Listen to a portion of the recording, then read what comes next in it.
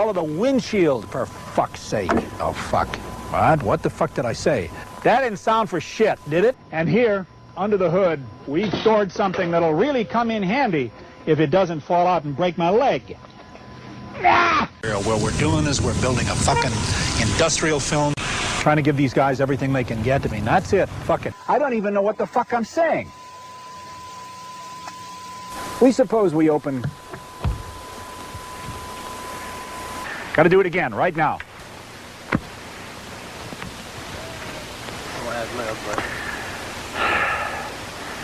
Oh, fuck.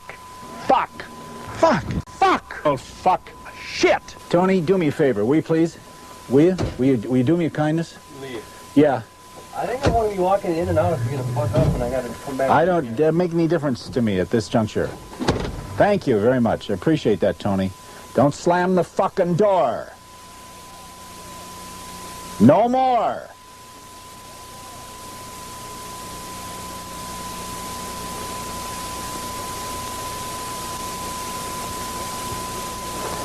Listen, I've got to give a clue here now. I don't want any more bullshit anytime during the day from anyone. That includes me. It's going to be very hot. It's going to be very uncomfortable for everybody. Want anybody yelling. We get anybody yelling around here anymore today, and then the shit is going to hit the fan. And they fit the diverse needs of a very big firm, and they fit the needs of a very diverse buyer segment. Why can't I remember? I wrote this stuff. Why can't I remember it? Why don't I say it fucking right? What does the goddamn line say, Tony? What is the goddamn line? I don't give a shit what the line is. I fucked up the word rear. I can't even read the fucking VO straight. What the fuck was that? We got flies all over the fucking place. Son of a bitch. Get out of here, you fucking flies. There's a fly over the headlight, Tony. We got flies coming for us. Fuck. Fuck out of here, you flies. We got 3 flies, 5 flies.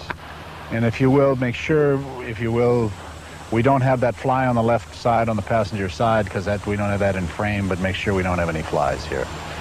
And we don't have any flies. Here we go. Get out of here, you goddamn jackass.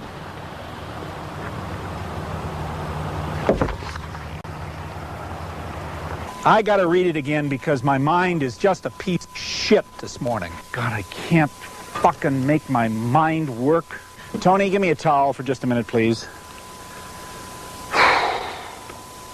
That...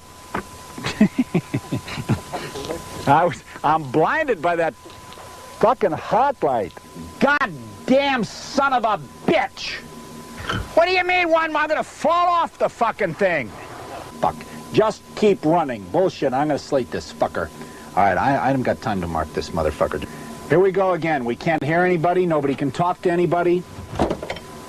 Still speeding. Well, turn the fucking thing off, you dumbass. And I like... 5, 4, 3. Fuck it. There's no words on it. Fuck it. We'll do it live. Fuck it. I've never seen that. Fucking thing sucks. There's no words there. Fuck it. There's no words on it. Fuck it. We'll do it live. Fuck it.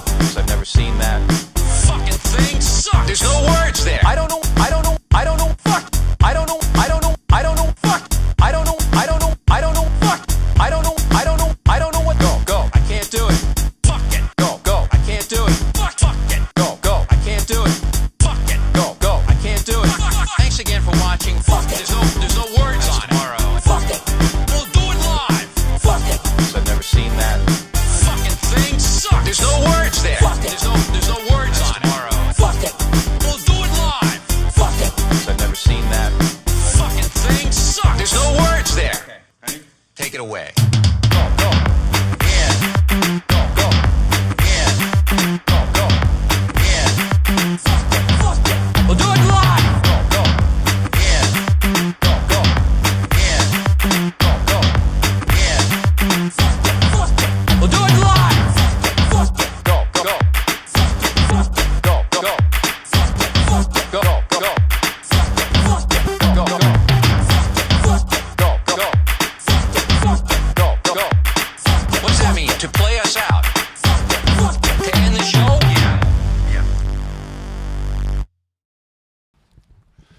Yo, welcome everybody. Episode 33.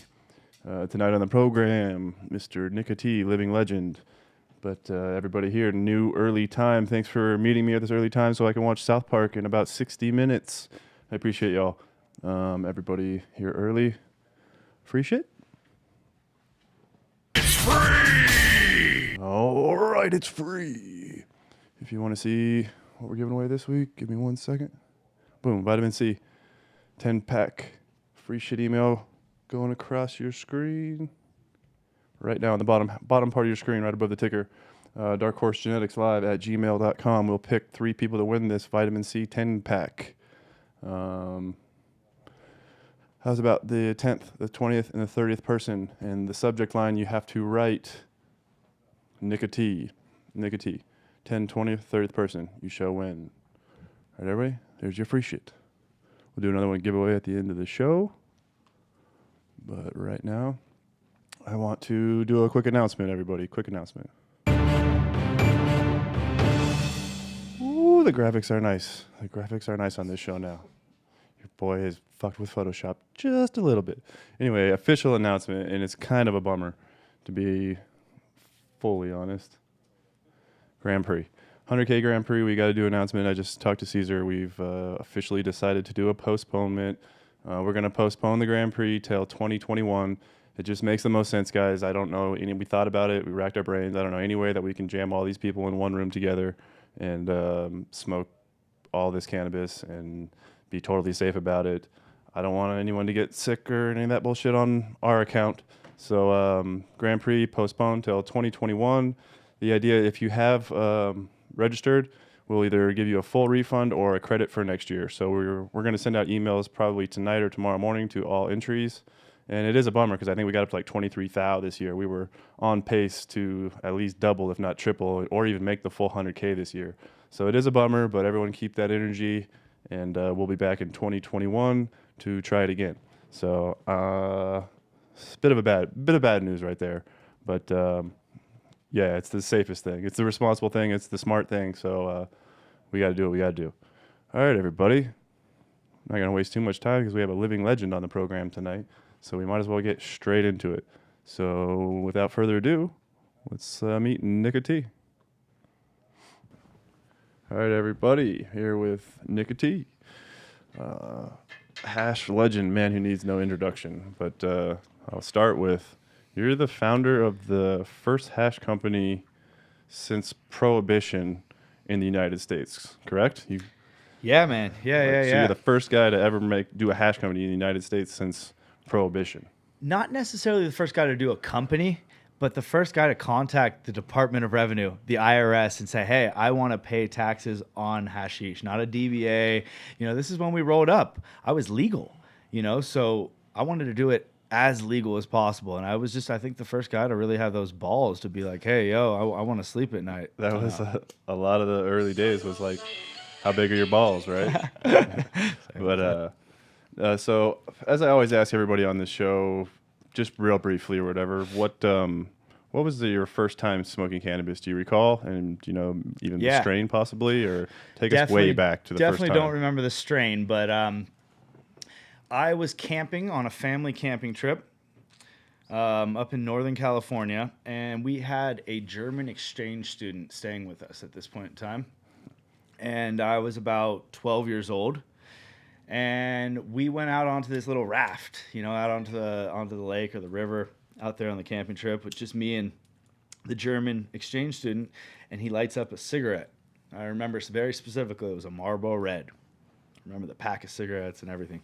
Pulls it out, lights it up, hands it to me. I take one drag of this cigarette, instantly throw it into the water. And he gets super mad at me because this dude brought these cigarettes all the way from Germany. He's like 13 years old at this time, smoking cigarettes already. And, he can't buy cigarettes in the United States. He brought them with him. So he was so mad that I'd thrown one of his cigarettes into the lake. And he's like, now I'm going to try, I'm going to smoke something else. Don't throw this one in the lake. Try it, and I think you're going to like it better. And it was a spliff. And he hands it to me, and I try it, and it was way smoother. It was easier for me to inhale. And I'm like, whoa, yeah, I like that. And I think that's what fucked me up with these spliffs, you know, from day one. You still smoking spliffs today, yeah. Still smoking. I tried everything, bro. I tried the Volcano when it first came out. I tried the Atmos Raw for the vape pen. You know, like I literally have tried everything. And I keep going back to spliffs. I say shout out to Daz, the other only guy I know that only smokes spliffs or whatever. So it's kind of funny. You got two spliff exclusive smokers here.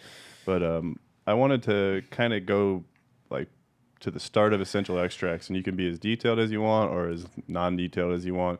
But can you kind of take us through the journey a little bit? Like you were the first hash company. You've worked with a few dispensaries. You don't have to name them or go through any of that stuff unless you want to. But I would say you had a bit of a journey through all of this. So kind of take us through like starting one of the first hash companies in America and how things were in the very beginning to where you are sort of now. Yeah, it truly has been a journey. 10 years or more. Or yeah. We're on like 15 years now. You and I 10 are, plus years, yeah. definitely.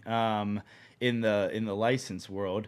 And it's been a very interesting journey. And every day really is every day is a new day.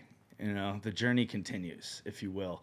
But from the onset, you know, back in 2009, when we became an LLC, Essential Extracts LLC, this is before actual real regulation in Colorado.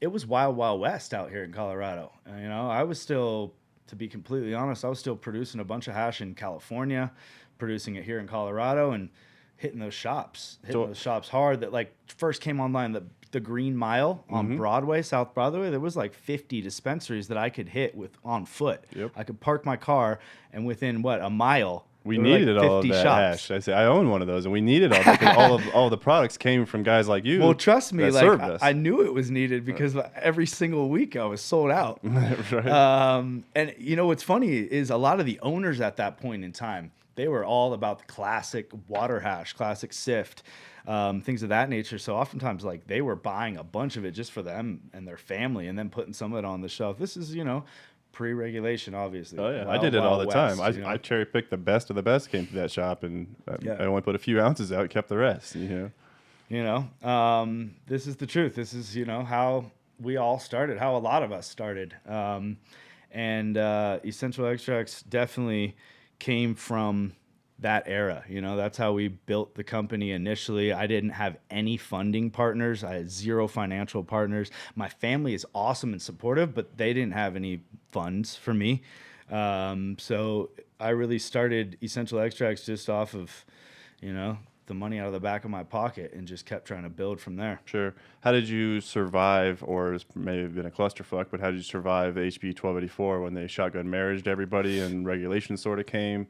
Like, how did you land? Just being a superstar? Because that was the weirdest part about that time was... That was 2010, right? 11. Sorry. And there was like really popular dispensaries. There was a few shout out to Scott at Rare Dank, can't remember what it was called. Mountain? Stone Mountain. It was like crushing, and Delta 9 down here on Broadway was crushing, and Cam was crushing. Carry anything else outside of his own stuff, but he definitely carried some on my bubble hat. Right. So, but yeah, there was these shops saying. that just stood out though, that was like shining stars. So people were kind of, big money was coming in, kind of trying to work with us, but it was really a sketchy deal because we only had like 30 days to figure it out. And I never really asked you this, but how did you land? I mean, I'm sure it probably ended horribly, but how did you land, and how did that go? I don't know down? if I've ever landed, or if any of us have truly landed, since the fuckery that ensued. And I mean, we've seen the similar thing happen in California when the switch from 215, happened. Yep, very similar. Same type of thing.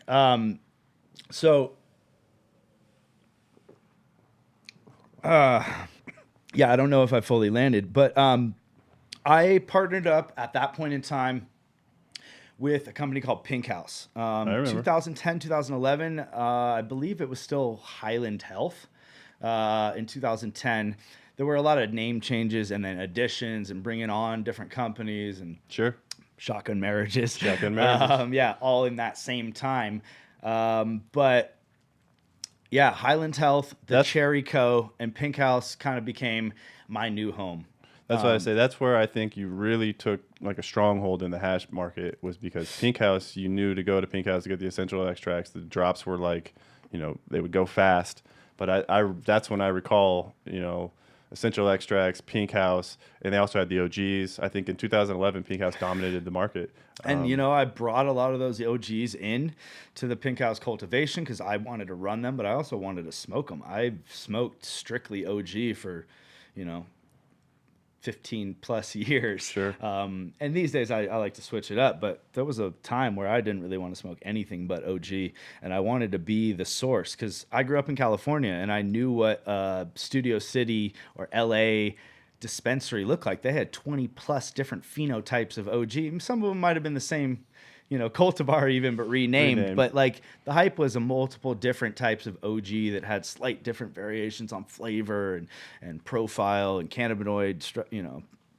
I remember getting some like the Diablo OG down in LA, and it was just so potent, and the SFVs and the Ghosts. And so, big up man like Scott Reach, man like Fletcher, Archive C-Bank, man like Rich, man like Johnny from OG Genetics, because those were the OGs, and those were the people that brought the OGs here to California. Johnny gave me a bunch that I brought into Colorado. I was gonna say I met Johnny at the same time, and he traded me Banner for a fuck ton of OGs, and they were legit as fuck. Always and super legit. Yeah. All the planetary OGs came from Johnny, OG Genetics. I haven't He seen was that big dude in a long source. time. What happened to that dude? He's still around? Yeah. He just had a baby. Congratulations Nice. to the brethren, Johnny, for sure. I still talk to him quite often. He's a really good dude. Super. He's just always been on point. We got a lot of those cuts from him. Sure. But yeah, to bring it back to Pink House, that was the first real lab that I got to help design and build out. So we were in a cold room. I had FRP walls. It was fully like if the health department needed to come in back then, which they didn't even really understand it until 2014, 2015, right? But if they needed to come into our lab, we would have been straight. I really designed that thing properly from the get-go. Sorry, let me turn this thing on silent. no I worries. forgot. It's been blasting me all At day. that time, the health department would just sort of show up, and they would. I mean, they didn't know what water hash was, and we weren't even on their radar at that point in time. We weren't a food product. Right. We used to make cookie dough in the back of our dispensary and dump some weed oil in it and sell it, out of a deep freezer. And we were manufacturing food out of a store, and no one knew any better at that time. So it was pretty wild, and no one was stopping us. There was ice cream guys showing up with ice cream, who knows where it was made. Yep. A lot of the edibles at that time was like wild as fuck because they were just being made in some dude's house. But continues. Yeah. So Pink House definitely helped put me on. We had a partnership, and it was a great relationship until things turned a different direction, and I continued to move forward. Sure. As things do, so you shift on, and you're doing And this is something that has continued to happen in the history of NikkaT and essential extracts. This is just kind of one of the first. I would say all OGs in the cannabis business have been through a little of this shit. There's not many of us that sort of haven't had a history of fuckery with either investors or business partners or something. It rarely goes super smooth. I didn't really necessarily want to come in and get super dirty on all the details of all that stuff or whatever. Truth, sometimes I just like to break it down. Oftentimes I don't really post about it or talk about it publicly or the fuckery that ensues. I'll mention it from time to time, but it's prevalent. It's everywhere. I try and post positivity, but when we have these sit downs and it's like homies and we've known each other for a minute, I kind of want to let people know the truth. Oh yeah. And what I was about to say is, if you've been in the industry as long as we have, we got strong legs because all we do is jump through hurdles. That's one of the sayings I like to say, and it's been very true since day one. For sure. I'm just blessed to still be here and still have motivation to keep pushing forward. Oh yeah, you're still going, definitely, and strong as ever. I mean, there's points in these, ups and downs of the industry where I feel like, I could lose motivation and get really jaded. I've been fucked so many times. But somehow I've just had the power to keep going forward. Just to come back again. I've been there too, where I was super jaded and I walked away for, 18 months or something, and then had to, had the desire to come back and do it again. But it only took me 18 months before I was like, I'm back. And that's the thing. Some people think I might have walked away from Colorado. There's some extenuating circumstances that made me make pivot plays. Sure. And we don't have to get into all of the finer details of that. We'll just say you moved on to another dispensary, and after a few years, it essentially didn't work out again. And again, I don't want to get into all the nitty gritties unless you do, but I will say there's been a couple of those. Did you go to more than one dispensary, or how many shops have you worked with? Or, I've worked with, I don't know, 2.5. 2.5? Okay. 2.5 in Colorado. Sorry. Now, Yeah. I mean, since on like, this journey, Colorado stuff, yeah. I've helped other brands launch and worked with other shops in California. I mean, I think my products, just this very small collaborative launch we just did in the Bay Area, hit about 4 or 5 shops and a few delivery companies that we work with closely.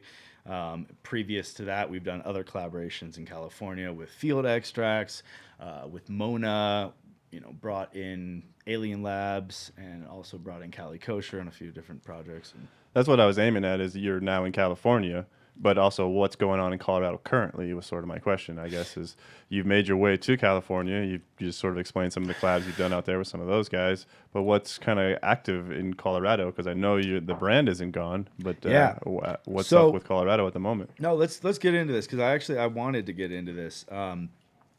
So about 2 years ago, got into a little bit of a legal situation. There were some investors infighting up here that really didn't have anything to do with me, in all honesty, but it dragged me in. And unfortunately, the whole situation caused me to have to shut down Essential Extracts temporarily, and I still like to say temporarily, in Colorado. I made sure that all my employees had jobs elsewhere and just made sure everyone was eating, because I had to get through some stuff, some legal stuff. I got through said legal stuff. It took a long time and a lot of money, but I took back 100% of Essential Extracts on a global settlement. And in the last little bit here, I have come back into town. I own a house here, so I didn't really ever leave. And I'm just really looking for the right partners. Strategic partners. At this point in time, and I can be patient. So there's a reason that there's no Essential Extracts on the shelves right now. And, mainly because I got fucked over a number of times, managed to save Essential Extracts in reality.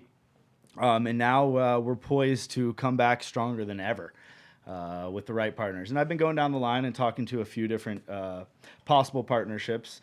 And I'm hoping to let people in on a few of those in the near future. But we do have plans for Colorado, 100%. I have not left the state. Totally. The brand will be back on the shelves. All real good news to hear. You also mentioned to me before when you got here that you're doing something in Missouri. You're kind of a little everywhere. Where are you all over the place? So yeah, I've got some great partners in Missouri. Big up my partners, Aaron and Tyler over there in Missouri. And we've got a lot of things happening in Missouri. We just broke ground last week on an 8,700 square foot processing lab in Missouri. Yes, sir. That will handle everything from a huge walk-in wash lab for solventless. We will also have 2 C1D1 rooms for hydrocarbon. We'll have ethanol extraction. We'll have an edible kitchen. And, really it'll be all inclusive. Everything will be under one roof. And it's kind of what I've wanted for a long time. Because although I preached what I prefer is solventless, I've also let you guys know and let everyone know that there's certain strains, over the years that just don't run well with solventless. But there's still a lot of viability with those. And I didn't want to just throw them away or try and run them and then not be able to grab the rest of that material if it was amazing material. Sure.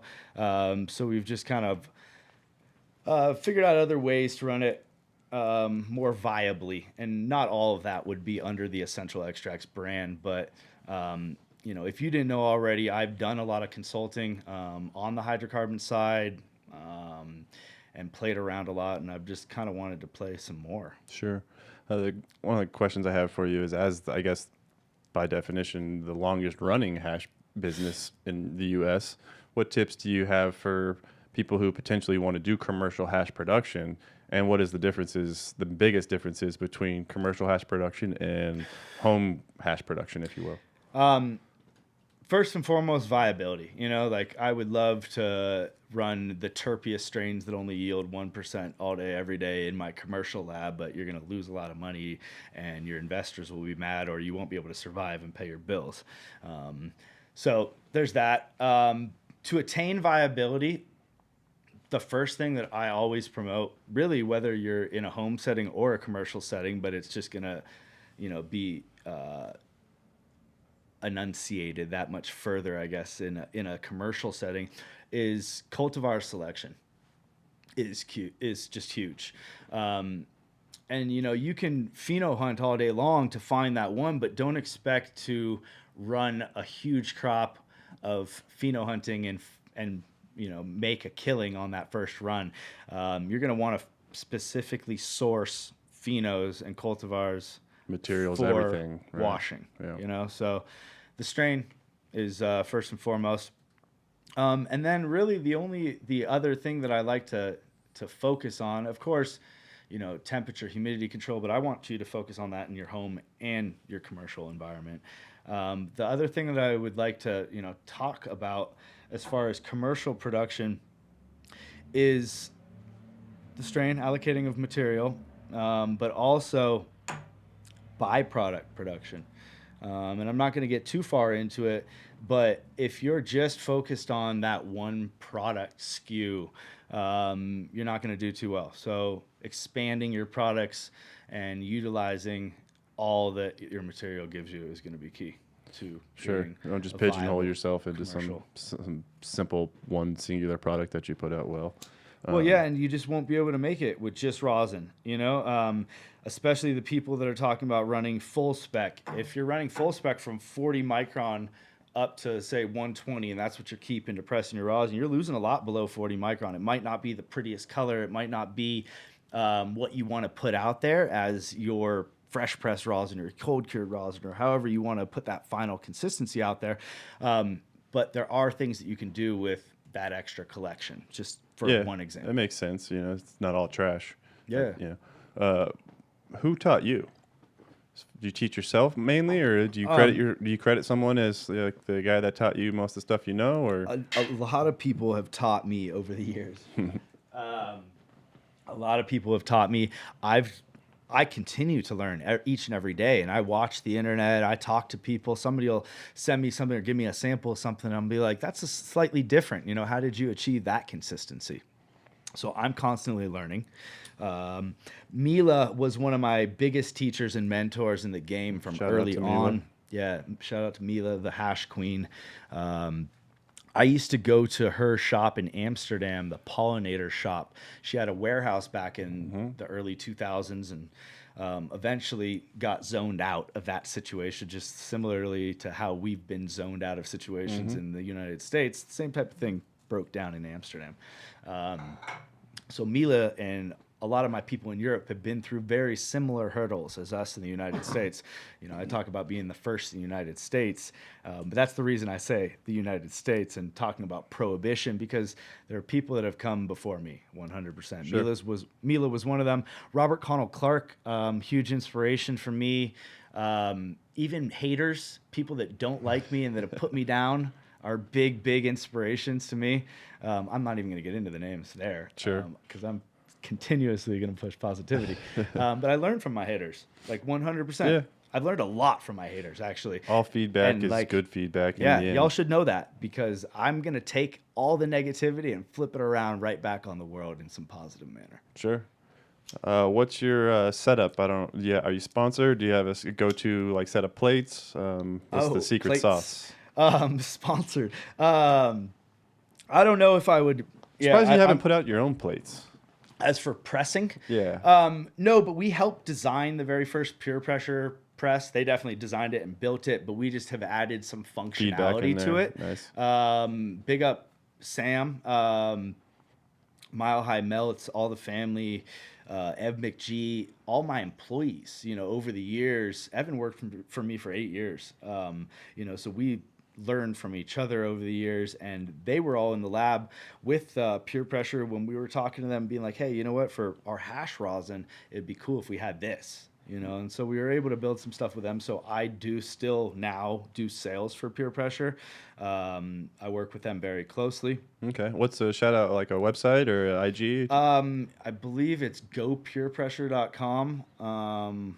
Pure pressure rosin. Yeah, just look up Google Pure it. Pressure. You'll get right to it. Y'all will figure it out. But it's a huge brand. In reality, hit me up. if y'all are interested in buying a press, IG on top of your screen, Yeah, folks. hit me up. NikkaT 2_T. I like promoting quality products and products that I personally use.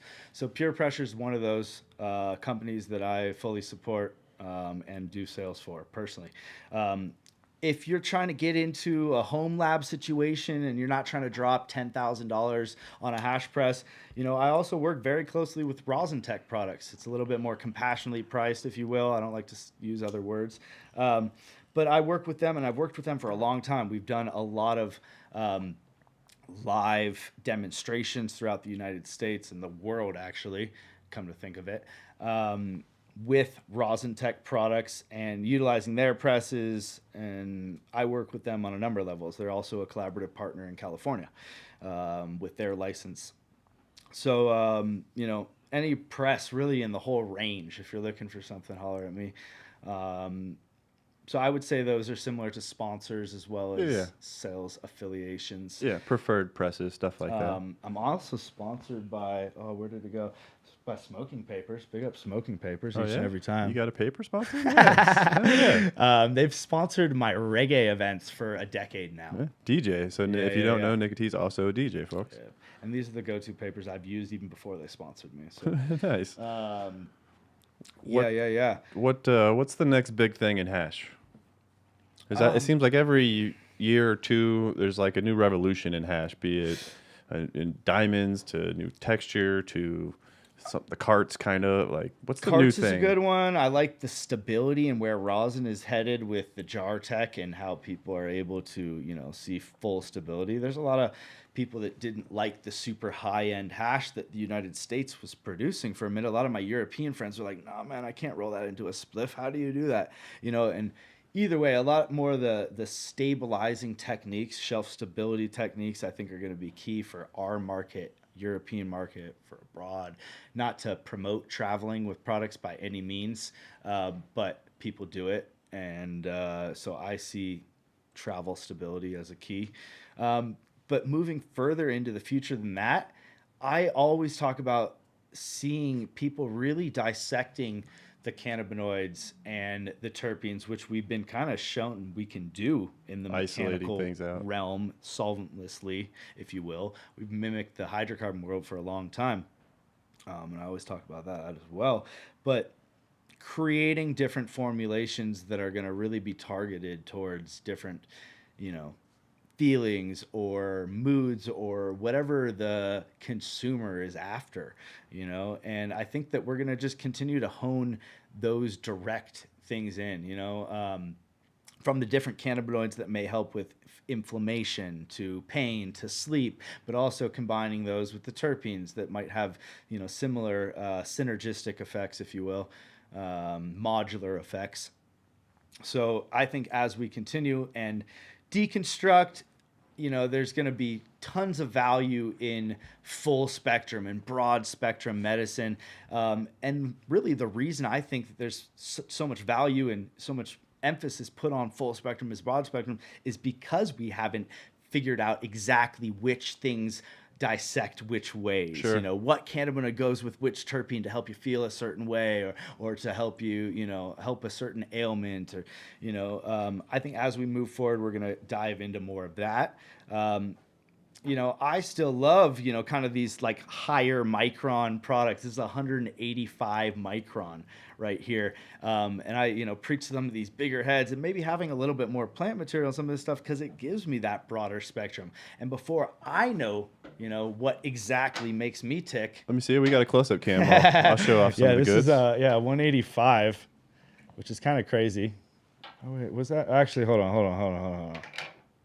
That's the 185. My bad. 185. Sorry, on the microphone here. There you go.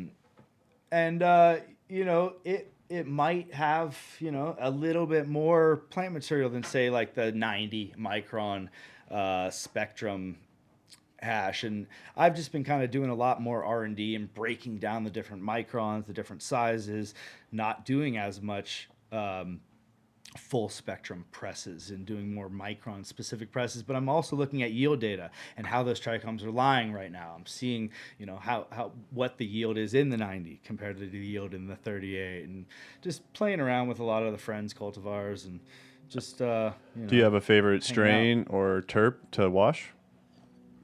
Like an all-time I really favorite? like lime tasting strains. So Lime. if I can find something that tastes limey that also washes, that creates viability, I'm looking for it.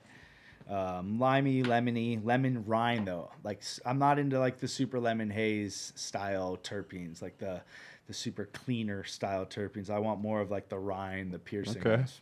Yeah, I got you. Lemon G, lemon tree. I'd prefer over like Jack Herrera or super lemon haze. What's the biggest return on a wash you've ever hit as far as genetics or strain? Man, so we have done serious numbers on that ChemD OG that's been floating around Colorado. I think it was popped and pheno hunted by Lance of the Dab. No shit, that's his aka cut? Silver Peak and a few other things. I could be wrong. It could have came from somebody before that, but that's who we got it from. Okay. That one has done serious numbers like 7, 8, above 8% yields from fresh frozen. On dry material, like above 30% yields. I think we saw like 36% yield on that one. But to be completely honest, the highest yield I saw while I was working at the San Francisco lab with field extracts on some collaborations was this Gorilla Princess that hit over 9%. I think it was 9.6%. Wow. And since then, I've seen other people record 10% plus yields, and I trust them. And I trust them to take yield data correctly. Now that we all have freeze dryers, I expect everybody to take yield data correctly. I was going to ask you this too. Is there techniques that you can recommend to make a strain grow more resinous or yield higher in the wash? Have you kind of picked up on anything? I could tip a always grower? want to start at cultivar. So like I'm looking for specific things, before we even get to that point. I'm looking for trichome density. I'm looking for the feel of the trichome.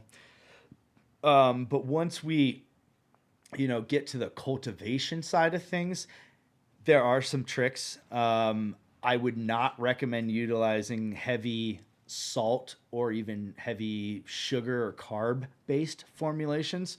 Not to put any particular company down, but I oftentimes mention these guys, and as an example, maybe they should change their formulation. But oftentimes, a lot of product that I've extracted that was run via house and garden just puts on a really thick waxy cuticle. It looks amazing and smokes amazing in flower form.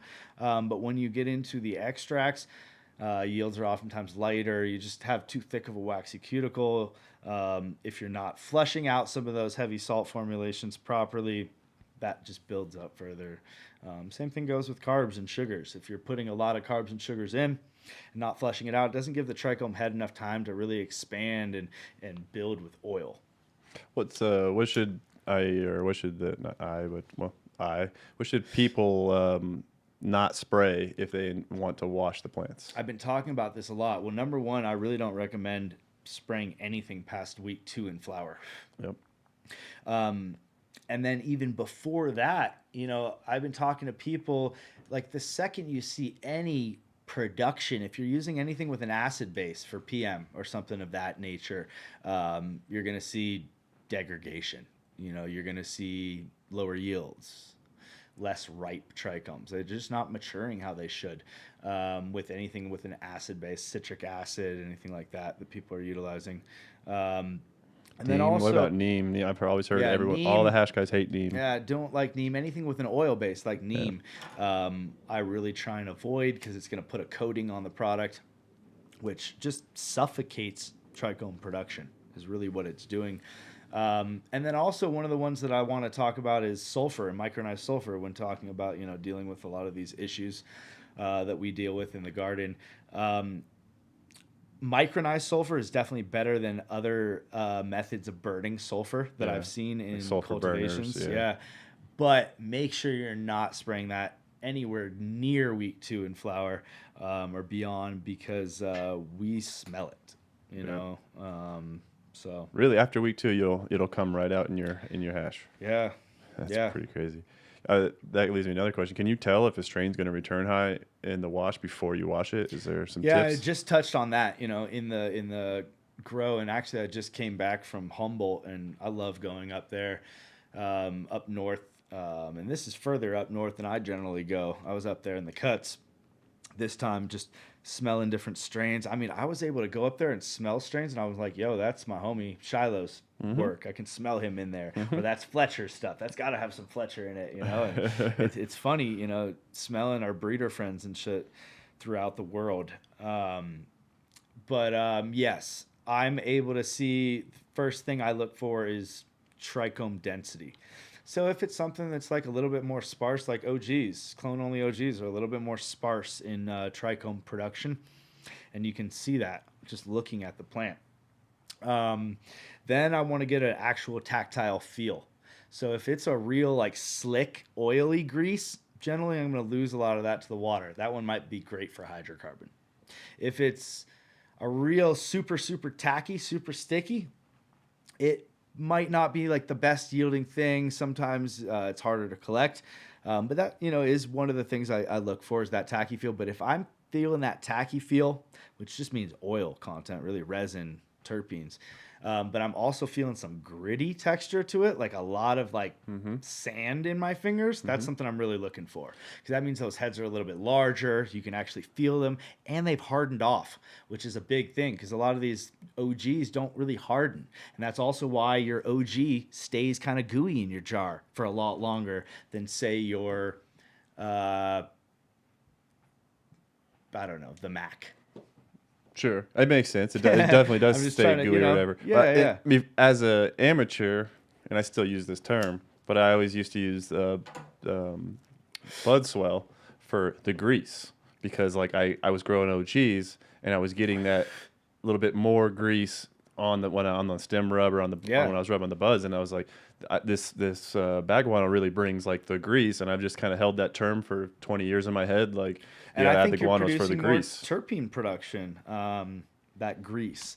But, you know, some of that grease might not wash the best is really what it breaks down to. Interesting. Caesar told me this the other day, which I wanted to ask you because I think it was kind of interesting. He just mentioned the sound that making hash makes. He says, what sound do you look for when you're washing hash? Can you tell how much is too much water or how much is too much ice by the sound? Are you guys like listening to my brain right now? Caesar's fucking tuned in. You two are tuned in or something, bro, because I literally, when I was washing last night, I like started like playing these like weird sounds in I came upstairs and was like rolling a spliff and like, you know, and I was playing videos back on my phone and then like making like music to them. And like my boy Ryan was like, bro, you should sample these water hash sounds and make a beat. And I'm like, bro, we straight bubbling. So Ryan might be on to something. I'm giving all the credit to him, but I might get down on that. Is there something to that though? Can you hear something? I'm actually going to get into that now. That's a big key to it. The second I notice that there's not enough ice, the pitch changes. And before I can feel it or anything, if I'm just doing something else in the room or sifting or getting parchment paper together, if I instantly hear the pitch change in my washing machine, or, you know, or even if one of my staff guys doing open washing, it doesn't matter. If the pitch changes, I know instantly I got to add more ice. And then, you know, it's not really a science to it, but I bet you anything that when that pitch changes, the temperature's going up. So when the pitch changes instantly, I'm adding more ice. So that's one of the things that I noticed with sound. Listen to your hash, folks, or listen to your ice if playing. you're using a washing machine, and you need to make sure that you're controlling temperature via ice. Do you still sieve your hash, or did you move on to a microplane? Well, it went sieving and then microplaning and then freeze dryer. And the freeze dryer allows me to kind of get rid of the pre-sieve and pre-microplane. We still do utilize a sieve to fully homogenize after we've freeze dried. So I freeze dry, I take all that hash straight out of the freeze dryer. I push it through a sieve. Sometimes, and people actually just brought this up, like, do you taffy? I don't do this post-process taffying where I'm mixing the hash together in my hot hands. I also I'm warm-blooded. So if I did that, it would melt. I know that people say do it fast, and no, I have really hot hands, so I don't do that. And I do more of a pre-process homogenization. If there's, oftentimes these guys are just doing full spec, but sometimes I'm doing, separating microns, and maybe my 70 micron looks identical and melts identical to my 90 micron. And I'm just doing everything for rosin. I might combine those, and I'll push those through the sieve together. Then I'll pack the bags, then we'll rosin it. And I haven't needed any, taffying tech, to be completely honest. Sure. If I want full homogenization and shelf stability, then I'll do a jar tech, and then I'll whip afterwards. Interesting.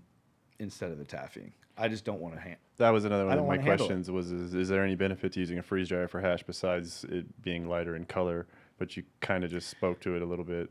I mean, the reason that we really went freeze dryer method, and big up Fletcher, once again, Archive Seed Bank, Fletcher was the first guy to really play with the freeze dryer and hash. And once he got through the kinks, because I remember watching people, play with like the freeze dryer first and see it go up to 120 degrees and be like, oh shit, are we cooking the hash? Right. And so we learned, and now Harvest Right has actually put out freeze dryers more geared towards making hash that don't go above that certain threshold. So it's the color. Yeah, that's one of the cool benefits of it. But the main reason for us bringing the freeze dryer into the commercial licensed world was we wanted to appease the med. We wanted to appease the health department. And the med and the health department were concerned with mold and microbial. It was the only concern with the health department for water hash. With hydrocarbon stuff like that, you got the fire department concerns, you got the health department, you got the med. With water hash, and you've got like the safety concerns, you've got blowing up or possibilities, you got all these things. With water hash, you don't have those concerns. Right. You have mold and microbial. You're using plant material and water. Plant material and water, if not treated properly, create mold. That's how you make mold. Right? So I really wanted to appease the health department, and bringing the freeze dryers in allowed me to add something into my SOPs, my standard operating procedures, that basically said we are able to remove 100% of the moisture. If we don't have any plant material and we don't have any moisture, there's no possibility of us growing any mold and microbial, no potential growth. And that's really one of the ways that I think water hash is allowed to survive in these heavily regulated environments. Speaking of water, how important is the water quality? Because I know if you just go get ice from the gas station, it's like chock full of fluoride. So you guys use specialized ice machines, I think, with RO systems in them. But how important is the quality of your water? Water is key, and there actually are some ice companies that do stock some ice gas stations. In the state of Colorado, I'm not as familiar with California. I've made some great connections in Spain where we've tested the ice, and it's fucking pure RO ice. Okay, so and that Depends was bought where you at are. A gas station. Okay. In Barcelona, mind you. Okay, but and we've done consulting for companies here in Colorado where we've helped them connect RO machines to the ice makers. Now, the reason that we really promote not always just going to the shop and buying ice is because who knows how often they're cleaning those filters, we don't have that control. As hash makers, we want as many variable controls as possible. So making your own ice is definitely a key to that variable control. Utilizing RO water, reverse osmosis, has been something we've always promoted. I still do my little R&D runs for my head smoke, utilizing a small little carbon sediment filter.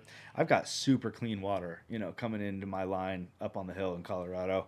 Not everybody has as clean a water as I do, and I have tested the runoff from my garden, and I've tested the water coming in off the main line. And I'm pretty solid, but I highly recommend utilizing RO water, RO ice. And sometimes I just like to do a little R&D where I might not have all those variables. I might be in the hill in Jamaica, Totally. where I can't get a big RO unit there, and that utilizing that much water and utilizing pump systems, And, I mean, there's ways to get around it. Fuck, we have a lab in Jamaica where we did get around it, and we used fucking RO water, So, but there's always those variables, and yeah. We had Sappy here a few weeks back, and they mentioned, or we were talking about water actually being a solvent. And that leads me to another question is, what's the difference between solvent-less, is something that you kind of tout, versus solvent-free, which I would consider more like a distillate type product or something. But, what's the main, if you had to put two differences between those? Well, first, I guess I'll start with the water as a solvent situation. Yes, water is the universal solvent. The way in which we utilize water in solventless extraction or water hash making is we're merely using the water as a vessel to carry the mechanically separated trichome head to their destination. Now, when I was living up in Northern California and making bubble hash back in the day, I was letting the material sit in the water for hella long, and I noticed plant material and other things leaching that, I mean, we didn't realize what was happening back then, but now that I look back on it, we were utilizing the water as a solvent. So the longer you letting plant material sit in water that's going above 33 degrees, the water will become a solvent and you will leach things into the water. But our whole goal is to not leach anything or lose anything to the water. That's kind of another reason why we wanted to promote the term solventless, is we wanted to get people away from that old bubble hash style technology into this new solventless technology where we're not using the water as a solvent. We're making sure it's super cold. We're working in a cold environment. We're getting the material in there. We're washing it, and then we're removing the material as fast as possible. We're not letting it leach. Gotcha. So it's the pretty much opposite of, like the brick bubble hash that we used to all grew up on. Yeah. And then when you talk solvent free, we talk about using, purging out all solvents from like a distillate type product. Yeah. And really, I define the difference between solventless and solvent free as one started with zero chemical solvents and ends with zero chemical solvents. One may start with chemical solvents, but it ends with 0 ppm Sure. of chemical solvents. Makes That would be sense. solvent free to me. But a lot of this is just kind of terminology that we've kind of orally passed along. And I have been working on a few different boards basically to help standardize some of this terminology. Big up brethren of mine, like my friend Darwin, who I've been working with for 20 years or something. He's working on some really awesome boards right now with standardization. And I think together with a lot of us, we will eventually standardize some of this technology. Nice. I got your Instagram pulled up on the screen showing some folks. Is there anything that you want to shout out? We're kind of at the end of this sucker here, but give you opportunity to shout anything out you want or anything you have coming up. You got any? I guess you're not really doing a whole lot of DJing gigs because that's sort of out at the moment. But, I am, though. I'm still doing a lot of these virtual DJing gigs. You Okay. can find me on Twitch DJing. Recently, I've been really focused on a lot of brand launches, so I have taken a little break of the virtual situation, but I just DJed Dab Nation's launch party here in Denver, Colorado. I've been DJing in a few different cultivations throughout the world. I'm still traveling.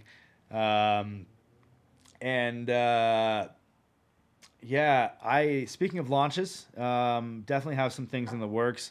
We just broke ground last week for Essential Extracts Missouri. So definitely look for that come 2021. We should be operational. Go to the applause button for that one. Yeah, give thanks. Operational by 2021. We are building something massive from the ground up. We're even building our own roads out there. So that's what's happening right now. The cement's being laid this week. So that's really exciting. I'm excited to bring solventless and the technology and the education and the culture to Missouri with Essential Extracts Missouri and my partners. I also am launching Essential Extracts CBD. Nice. Now, this is a long time coming. I just didn't want to jump aboard the bandwagon early on. I really wanted to stand behind my products. We have a really, really broad range of cannabinoids.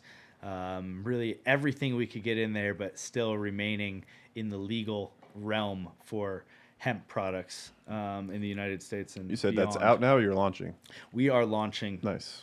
really as we speak. The Instagram is being finalized, social media, website, back end is being built, the logo, all of our packaging is being finalized right now. We have some really cool collaborative efforts as we launch as well, some cool synergistic partnerships for this one that I've been putting together for a long time. I've been working on formulations, working with terpene companies, formulating different terpenes for different products, and just working on this essential extract CBD for quite some time now. So we're gonna come out strong out the gate. Wouldn't be Essential Extracts way if it was any different, man. You guys crush it. So we look forward to the return to Colorado too. You say you got your California, you got your Missouri, your CBD stuff coming out. So you're staying a busy man. Yeah. I appreciate you. I want to thank you for coming on the program and dropping the knowledge, man. There's some real gems in this show. So Hell yeah, man. Thanks for coming on. We'll certainly have you back again at some point. But NikkaT, everybody, thank you, man. Yeah, man. I appreciate y'all having me. For real. Oh, there's NikkaT. One of the smartest dudes I know. Smarter than me. That's a fact, Jack. Yeah, that guy knows a shit ton about hash. Like I say, he is the first dude to make a hash company since Prohibition. So there is no one more OG than that at the moment as far as making hash. But yeah, thanks for NikkaT for coming on. With that said, it's free! Time for free shit. How much is it? It's free! All right, Party Monster, how are you going to win this shit? Free shit email coming across the bottom of your screen. If you're on IG, you can't see any of this shit because you're watching on the wrong platform. But yeah, darkhorsegeneticslive@gmail.com. If you were not on IG, you would see it says Party Monster in your left-hand corner. It's free, $0.99, plus $0.99 shipping and handling. Please allow 6 to 8 weeks for shipping and handling, which is pretty accurate because it takes me forever to fucking deliver these things. But as of actually speaking of that, if you've won something recently, they're all going out tonight. It's over 30 of them. So lucky fuckers. Code word you got to write in the subject line on this email is going to be wrong camera. South Park Pandemic Special, which starts in T-minus 4 minutes. So yeah, the South Park Pandemic Special. You want to win the Party Monsters. And with that, you already know what we're going to do. Wrap this fucker up. Episode 33 now. Wrapped up a bunch of these. Appreciate the follows, guys. Appreciate the raid I just got there. I don't know who did it exactly. It was Wash 3D 420. Appreciate all that, guys. But yeah, this fucker is officially over. We'll catch you at the same time, same bat channel next week. Peace, everybody. Little pirate gay fish, come sit on my shoulder today. Little gay parrot fish, sit on my shoulder today and make me a fried shrimpy dish with some soy sauce, baby. As the beat drops, super fried. Super fried egg roll, triple fried rice. Triple fried rice, baby. 2 for 1 egg roll. Super triple fried rice, triple fried rice, baby. Don't forget the soy sauce. Chan chan chan. There's my gay fish song, dudes. What?